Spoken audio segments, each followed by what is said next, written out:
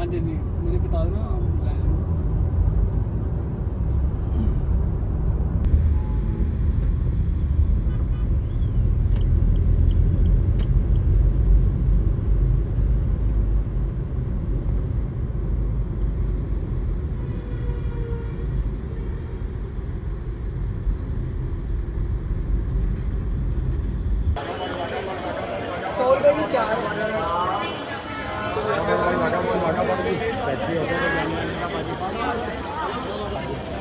যে দর্শকরা আমাদের এই ব্লগটি দেখছেন তাদেরকে নমস্কার এবং স্বাগত জানাই আমাদের এই দ্বিতীয় ভ্রমণের লং ড্রাইভের চতুর্থ দিনের চতুর্থ পর্বে।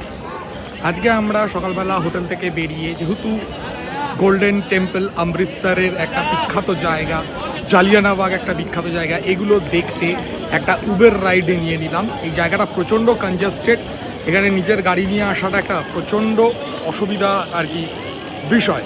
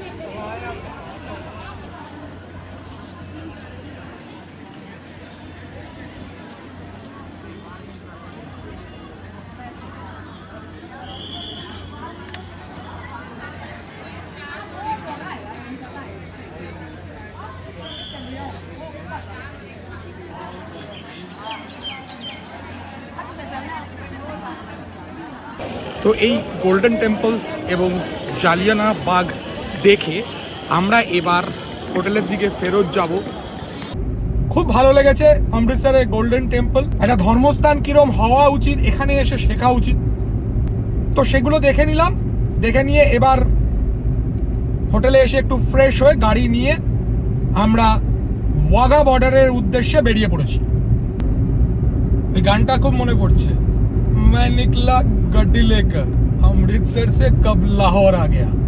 হ্যাঁ, লাহোরের পথে এই মুহূর্তে আমরা অমৃতসর থেকে বেরিয়েছি, টুয়ার্ডস আটারি ও ওয়াঘা বর্ডারের দিকে যাচ্ছি।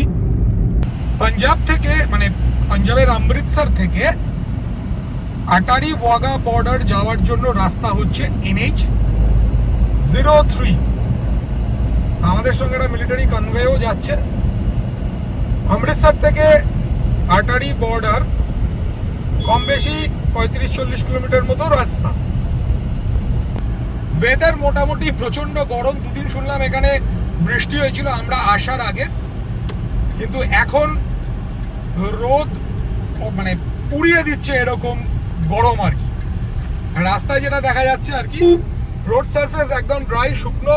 ওয়াটার লগিং এর ভরা মরশুমে এসেছি, তাতে মানে অ্যাজ সাচ সেরকম কোনো ইস্যুস নেই।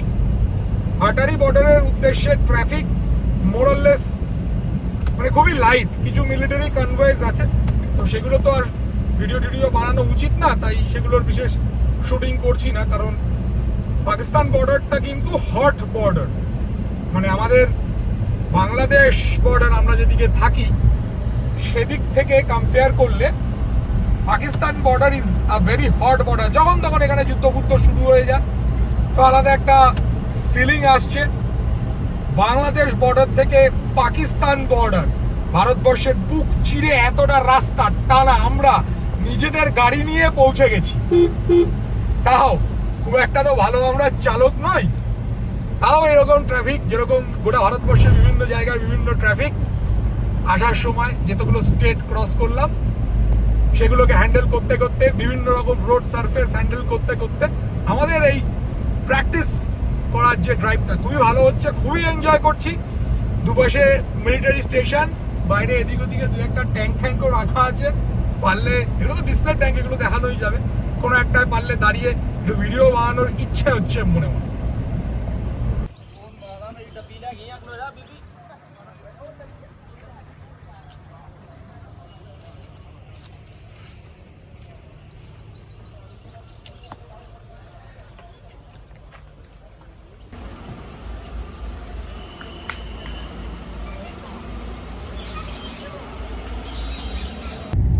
আমাদের দ্বারা হলো না, এক্সেসিভ রোদ্দুর।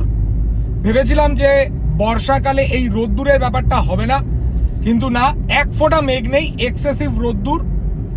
আর ইন্টারনেটে পড়েছিলাম যে এদের ভিআইপি বলে কিছু হয় না, only that is for reserve for the army personal. But এখানে এসে জানতে পারলাম, যা বুঝলাম, যে কিছু একটা সেটিংয়ের ব্যাপার আছে, ভিআইপি লাইন। তো সেই ভিআইপি জিনিস তো আমি করে আসতে পারিনি, আমি জানতামও না। গরমের মধ্যে নর্মাল লাইনে ঢুকে 2 ঘন্টা বসে তারপর এই প্যারেড দেখার মানে হলো না, পারলাম না। জাস্ট আমার ওয়াইফও অসুস্থ হয়ে পড়ছে এই গরমের মধ্যে, সম্ভব না জাস্ট। তো তার জন্য আমরা সিকিউরিটিকে রিকোয়েস্ট করে যে আমরা বেরিয়ে যাব, তো তারা মানে এমনি গেট ক্লোজ করে দেয়, তো তারা আমাদের লিভ করতে দিলেন। তো বেরিয়ে যাচ্ছি আটারি বর্ডার থেকে। ইটস ভেরি ডিফিকাল্ট ওই হিটটাকে, স্পেশালি এই কংক্রিটের মধ্যে তলা থেকে ওপর থেকে চারদিক থেকে হিট আসছে। তো আটারি থেকে বেরিয়ে এখন অমৃতসরের দিকে ফেরত যাচ্ছি। একটু খিদে পাচ্ছে, তো কোথাও একটু বসবো, বসে হালকা পাতলা কিছু খাবো, কারণ হোটেল ফিরে যাওয়ার আগে অনেকক্ষণের তো এদের দিনের আলো, তো কিছু একটু ইউজ করার আর কি প্ল্যান। দিনের আলোটা কোথাও একটা গিয়ে কোনো একটা ভালো রেস্টুরেন্ট, এখানে অনেক মানে অমৃতসর অবভিয়াসলি পাঞ্জাব ফুডের জন্য বিখ্যাত, তো দেখি কোনো একটা ভালো রেস্টুরেন্টে একটু বসে কিছু খাওয়া দাওয়া।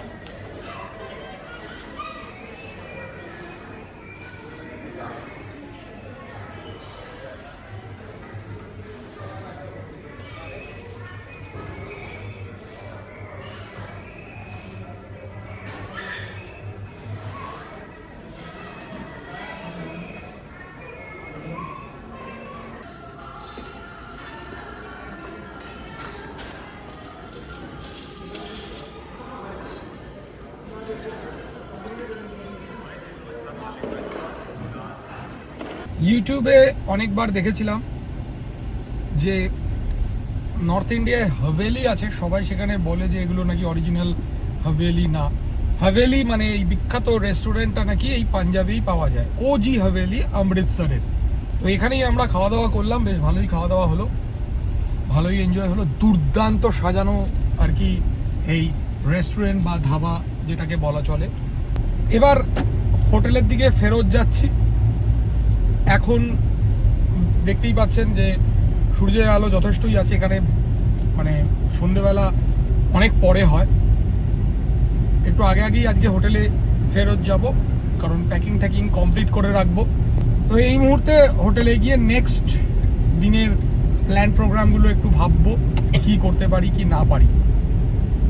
আজকের 4 নম্বর দিনের সফর এখানেই শেষ করছি। সাথে আমাদের এই ব্লগটাও আমরা এখানেই হোটেলের ঘরে শেষ করছি। এই চতুর্থ দিনে আমরা অমৃতসর আর অমৃতসরের আশেপাশের সাইট সিনগুলো করেছি।